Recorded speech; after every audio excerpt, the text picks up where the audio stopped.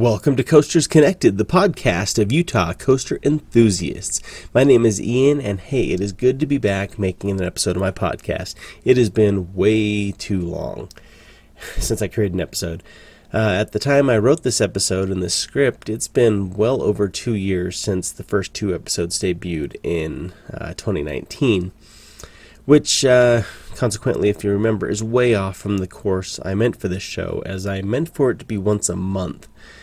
But, you know, once I started this podcast, we kind of found out my wife was pregnant with our third child, and that meant we were now in need of a larger home. And anyone that has moved or owns a home knows that that is a ton of work. And so is parenting and all the fun stuff that comes with that. And in addition, I'm writing a book on Saltaire, and more on that in a little bit, and working a full-time job as well. So that doesn't leave me much time to sit down and write a script for Coasters Connected, and then record it and then edit it together, which I do enjoy doing, and I love making these podcasts, but I just don't have a lot of time for it. And so, with my busy schedule, that being the case, I'm not going to try and keep a schedule of once a month releasing that I had originally planned. I don't think there's any way I can make that happen.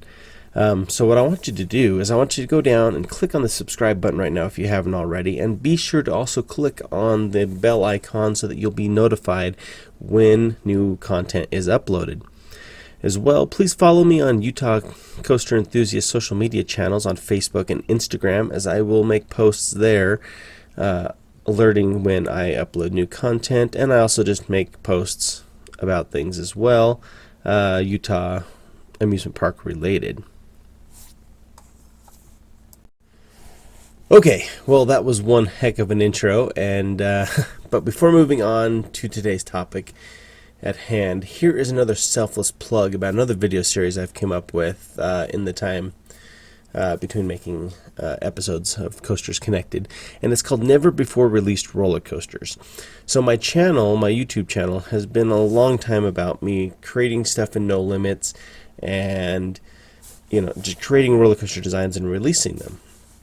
And I kind of wanted to diversify from that a little bit. That's why I came up with Coasters Connected, just so I can talk about roller coasters and things like that.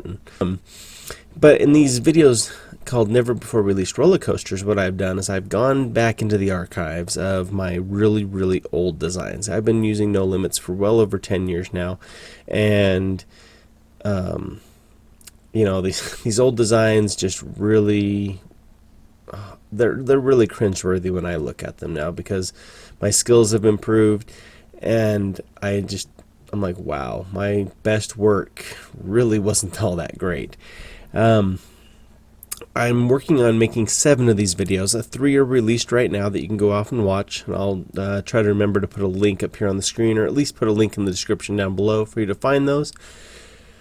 I plan on doing 7 of them, but I do have like 40 of what I consider my old roller coaster designs, so I might do more, but at the moment 7 is what I'm going. And you might think, why would you make these? Show off your really, really old stuff instead of showing your newer stuff.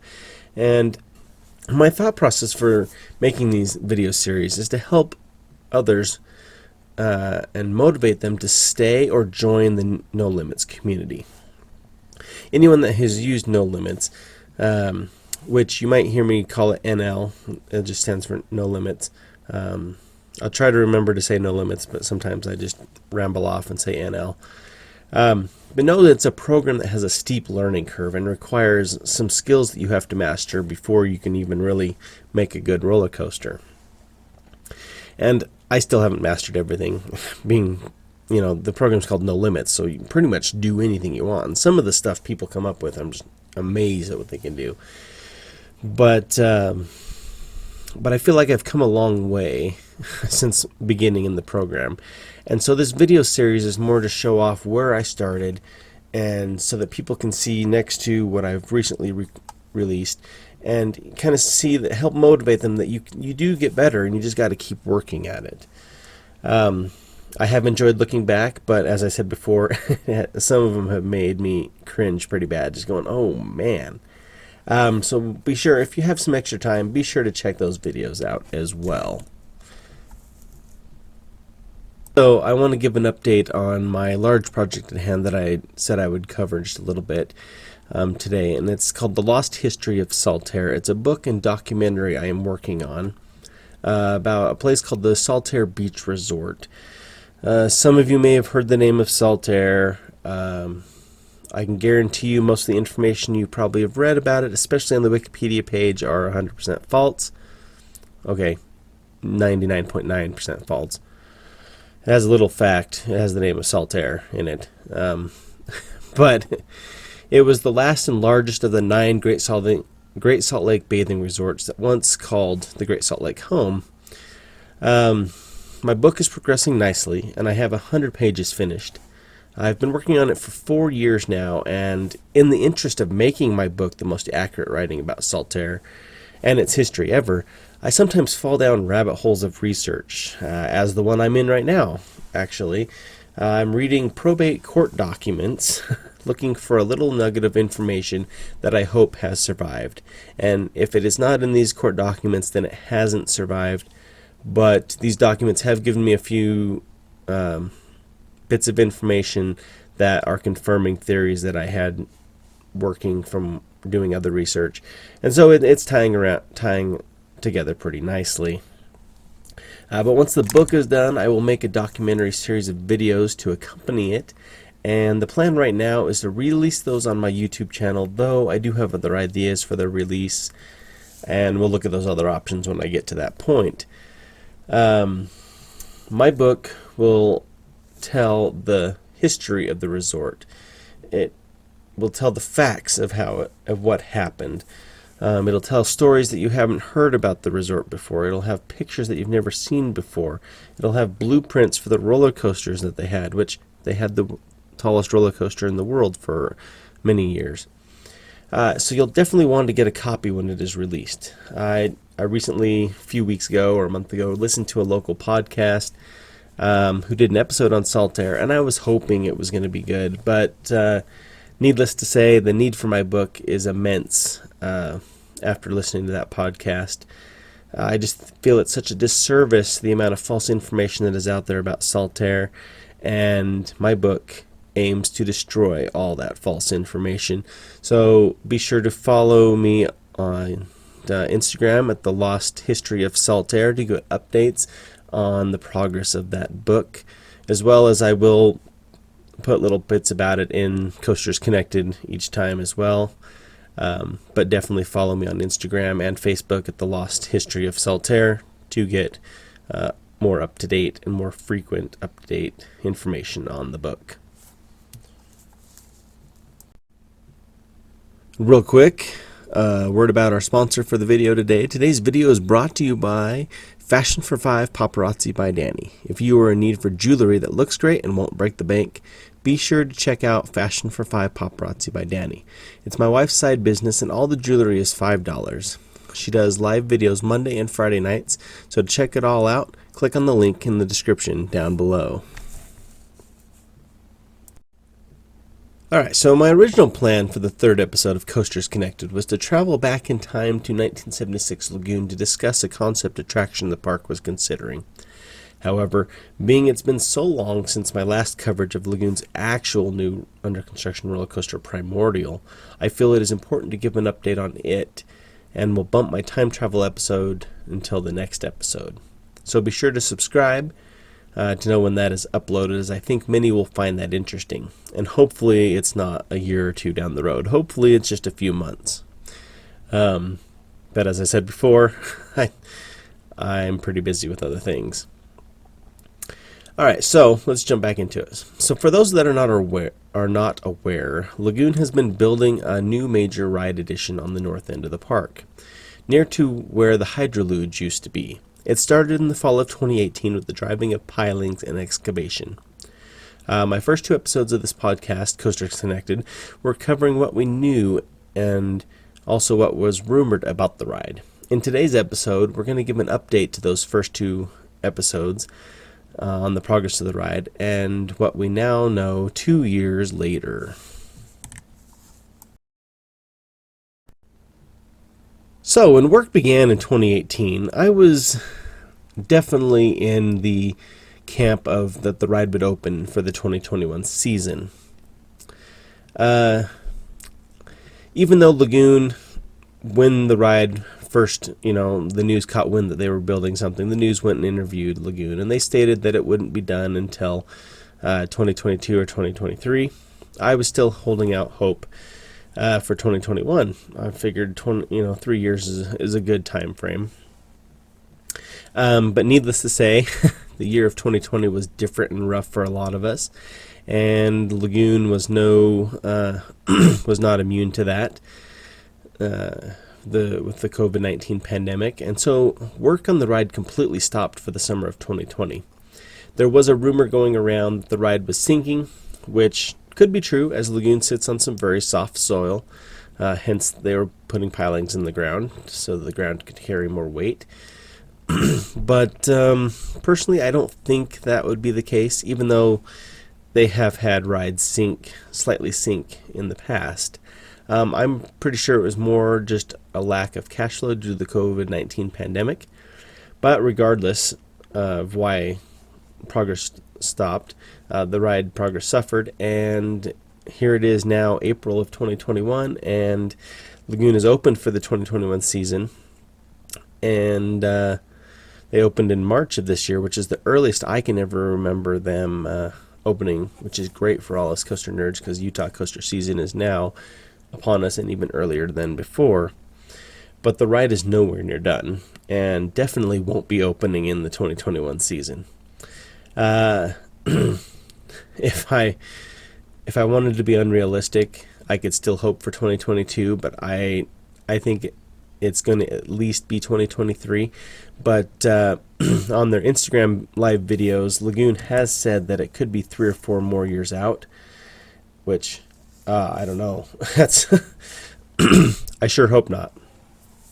I'm hoping they're just under-promising, and so that it can get done sooner, and we'll all be really impressed. But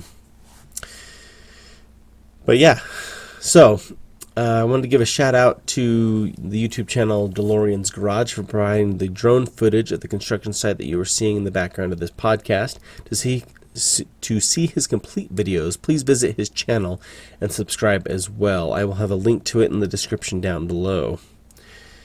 So in my first episode, I discussed what we knew about the ride and what we presumed about the ride.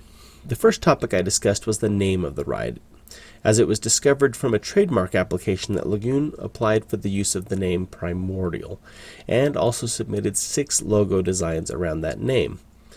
I have those logos up on the screen for you to see right now. My opinion is that the name is rather so-so, and I'm really not a huge fan of it. I've heard other Lagoon nerds talk about the name and thinking it would tie into a dinosaur theme, which I think the theme of dinosaurs would be awesome. But for those of us who are/were at one time into dinosaurs, know the name Primordial deals with the first life on Earth, primordial soup or mud, not the complex organisms such as dinosaurs. A dinosaur theme would be more like Triassic, Jurassic, or Cretaceous, or even prehistoric, not primordial. Granted, that is thinking more into it than I probably should, but that is how my mind works sometimes. Now, Jurassic would be a hard trademark to get, as it's the name of a popular movie franchise. But as you can see with these logos on the screen, none of them have any dinosaurs in them, so I think it's easy to assume that it won't be dinosaur themed. Out of the logos shown, though, and minus how I feel about the name, if they continued with the name, I would choose either the 5th or 6th ones in the bottom right-hand corner. My first choice would be the one with the diamond shape for the O, and the other one would be the sun for runner-up. The others, I'm really just not a fan of, and I don't even think they fit the name of Primordial, if I'm honest. Since I first reported on the discovery of the name and the trademark that Lagoon had filed, The trademark has since expired, and for a company to keep a trademark alive, they need to prove that they are using the name actively or using it in commerce. This is done by filing a statement of use, or an SOU for short. There is a deadline associated with an SOU that needs to be filed, and a company is allowed a certain number of times to file for a time extension. But from what I understand is that Lagoon ran out of these extensions and never did file an SOU, so the trademark office killed their application. The park at any time can file the SOU and revive the trademark if they wish. So this could mean a couple of things. This could mean that since the ride is anywhere near done, that they aren't using the name for business yet, and when the time comes they will file the statement of use and regain the trademark. Or it could mean that they are going to come up with a new name for the attraction. As I stated before, I'm not really a fan of the name, and so I'm definitely in the change of name group, and I feel a better name could be chosen. So this brings up something I discussed in my last video on what we presumed about the ride, because at the time it was a footing in a large hole, and the 2 years since, as you can see in this footage, the coaster will be partially outside and inside. The ride building was presumed then to be an artificial mountain, and that presumption, I would say, has come true, and the ride's building structure does very much resemble a mountain. So I don't think there's any doubt that the ride won't be around an artificial mountain. So since the name might be changing, and just for kicks and giggles, I've decided to not refer to it as Primordial anymore, unless we get official confirmation of that name, like the statement of use is filed or whatnot. I'm going to be referring to it in my social media channels and from then on as Steel Roller Coaster 1, or SRC1 for short, which anyone who has played Roller Coaster Tycoon back in the day will know that this is the name given to a new roller coaster you build before you give it an official name. So if the name is changing, that means the theme would also be changing too, presumably. The theme is tied into some kind of mountain, as the structure is there, and I mean it would be weird to walk up to a ride with a mountain outside and then inside you're in a Tron-like futuristic universe. It's not out of the realm of possibility, it's just extremely unlikely and would be really weird. So, the structure being in place of a mountain does help narrow down theme ideas. The ride will be an interactive shooting type dark ride, much like Wonder Mountain's Guardian in Canada, which, though I haven't personally ridden, reading reviews and watching the POV looks rather boring, but it is the closest ride type to what we can compare what Lagoon is building. So if they do keep the Primordial name, we could see an ancient Earth type theme with tropical jungles, maybe the mountains of volcano. It would fit with Cannibal's jungle theme, making the North End cohesive, as Lagoon has really gotten into the theme realm in the recent years, which I don't really want them to become a theme park, but I like having excess, some more theming to their rides. It's exciting. This cohesive theme could also be good for the rumor of a new front entrance being built on the north end of the park. If that ever comes to fruition, having two jungle rides would really tie in a cohesive theme for the entrance of the park. But ever since I heard or learned that Primordial might not be the name or theme of the ride, I've been coming up with what I think would be a sweet theme for the ride that ties into Utah and Lagoon history and does include a mountain. I'm pretty jazzed about the idea, and I'm about to share it with you, and I hope you enjoy it as well, and I would love for this to become the theme of the ride, but I am also not holding my breath.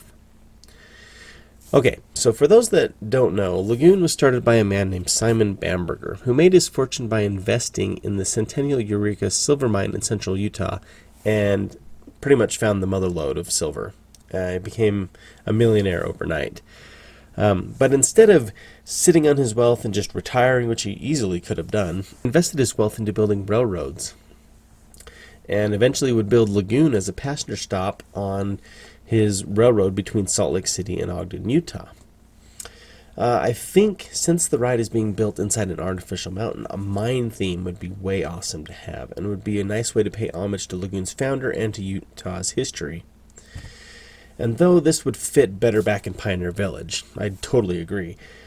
However, a large attraction of this size is never going to be going back into the Pioneer Village area again. So this location would be a great alternative.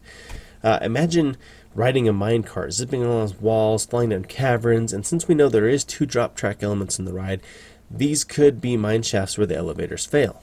The interactive portions, I don't really have too much tied into those yet. You could be collecting gold and silver, or other precious metals, diamonds, whatever. You could be fighting other miners. That would take still a little bit of tweaking, that I haven't really thought too much into that yet. And, the name of the ride, I haven't really thought too much about the name of the ride. It could be called Silver Strike. Not really a fan of that. Or you could call it the Mother Lode. And then come up with like a backstory that includes true history mixed with fictional storytelling to really build the theme. And let's hope that it gets a cool mine theme. Like I said before, I'm not holding my breath, but I really like this idea. I really like it more than the name of Primordial and the theme of another jungle and whatnot. So hashtag the Mother Lode. Alright, so now just looking at the track layout, as DeLorean's Garage has been keeping up with the filming of this ride with his drone as it is being built, and so we pretty much know the track layout. I feel the mine theme that I discussed just before would fit really well. It's got all these cool little dips and curves, and it could be really fun. But I won't be disappointed if it doesn't happen, because obviously the ride is well into production, and that's that. But on the subject of the track layout, though, I would say that about 90% of the track is in place, with 100% of the footings in place. So that is enabled with that info, we can make an accurate, educated guess on where the remaining 10% of the track will go. I have started an NL version of the ride, much like I did with Cannibal, but this time I've got greater skills in No Limits, and I plan on creating custom trains and having the ride fully functional with as little video trickery as possible. And so be sure to subscribe to my channel to know when that pops as well. And so with that, guys, that brings us to an end of another episode of Coasters Connected. I hope that you've enjoyed it. I hope you've learned something out of it. I hope to do more videos regularly. Remember, you can always catch up with me on Utah Coaster Enthusiast social media accounts on Facebook and Instagram. You can always watch my other videos here on YouTube under the same name, and everything else. You can also follow my Saltaire book on the lost history of Saltaire on Facebook and Instagram. And thanks for watching, guys, and I'll catch you on the next episode of Coasters Connected.